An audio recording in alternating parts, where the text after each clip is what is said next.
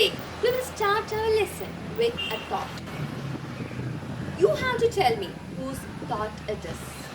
Okay, here we go. I learned that courage is not the absence of fear, but the triumph over it. The brave man is not he who does not feel afraid, but he who conquers that fear. Whose words are these? Yes, it is the words of the first black president of South Africa, Nelson Mandela. You have heard these words, isn't it? We have studied it in our second chapter, A Long Walk to Freedom by Nelson Mandela. Yes, as Nelson Mandela told, all men are afraid, or each human being is born in this world with fear, including me and you. We are all afraid of something, a thing or the other. Some people are afraid of height, some are afraid of darkness, some are afraid of insects, and you know, my dears, even there are children who are afraid of exams. Yes, so in psychology, we call this word as phobias. And according to Nelson Mandela, a person only becomes courageous when we overcome that fear. We cannot live with that fear throughout our life. We have to overcome it. Today, we are going to study a chapter where a young seagull is overcoming that fear and takes his first flight. Yes, the name of our lesson is His First Flight, and it's a part of our third chapter, Two Stories About Flying. The first lesson is His First Flight, written by Liam O'Flaherty. Liam O'Flaherty is an Irish novelist and a short story writer. He is well known, or he is ranked as one of the most famous writers who writes about common people and from their perspectives. Okay, we'll move on to the lesson. Let us see how this young seagull triumphs over his height or his fear of height and takes his first flight. Here we go with a video. Young seagull was alone on his ledge. His two brothers and his sister had already flown away the day before. He had been afraid to fly with them. Somehow, when he had taken a little run, he knew that he was not ready to fly. He stood there very sad. His mother and father scolded him, threatened him, but he was not sure that he could fly from that height. He stood there looking at them. That was 24 hours ago. Since then, nobody had come near him. He wanted to be with them, but he could not. His fright of height did not allow him.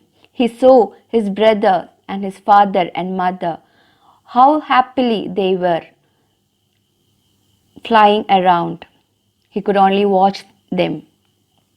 He watched others flying happily.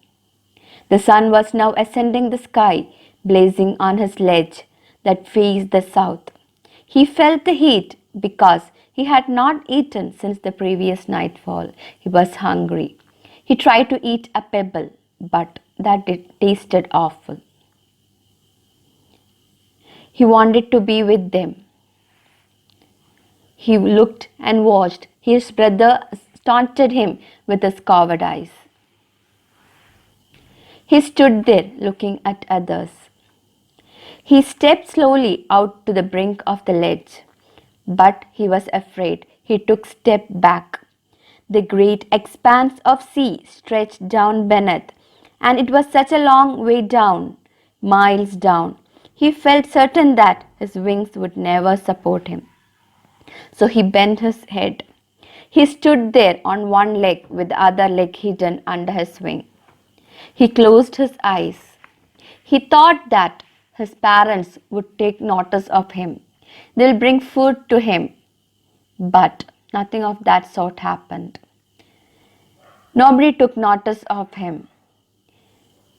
After a long wait, he opened his eyes and he saw that nobody is looking at him. But he saw his mother looking at him. She had a fish in her beak and she was eating it. The sight of food maddened him.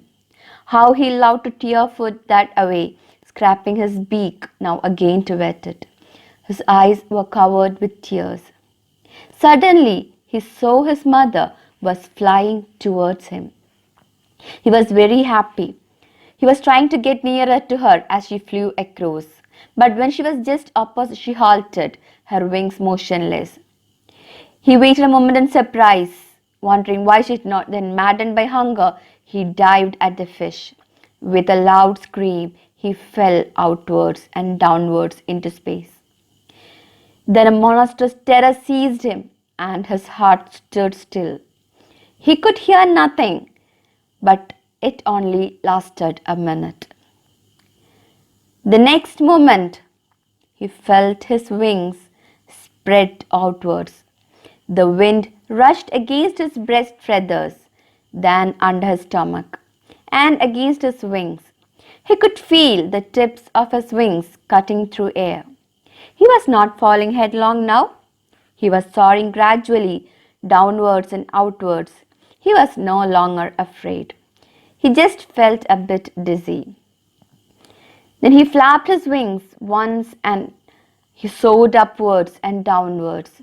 He got his first fish. He was very happy. His family members too were seriously happy seeing this young seagull taking his first flight.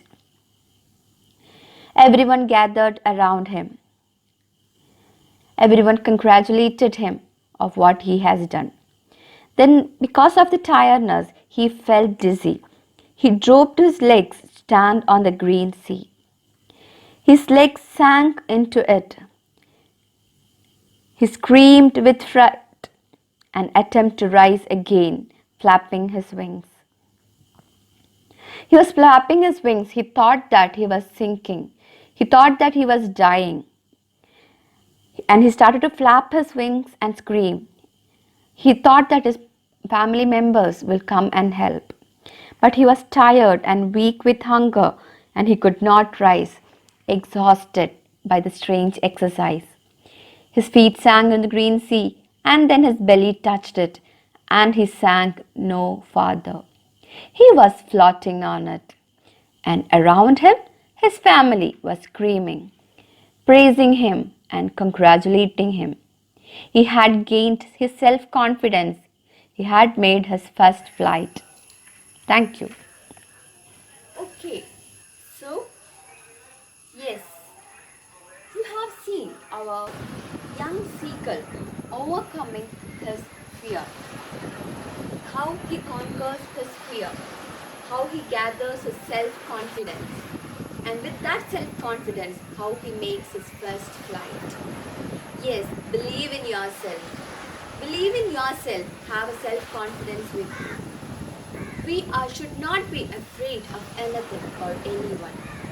If you are afraid of anything, just look inside what you are afraid of and try to live that at least once in your lifetime. Try to overcome it. Yes, my dears, we have to overcome that fear. We cannot live inside that darkness that we are afraid of this thing and we are not going to do that thing. We should be strong enough to face that fear and we have to overcome it. We have to do that once in our life. Build confidence in yourself. Believe in yourself. That is what you have to do. What others can do, you can also do. Hope you have understood the lesson. Thank you, my dears.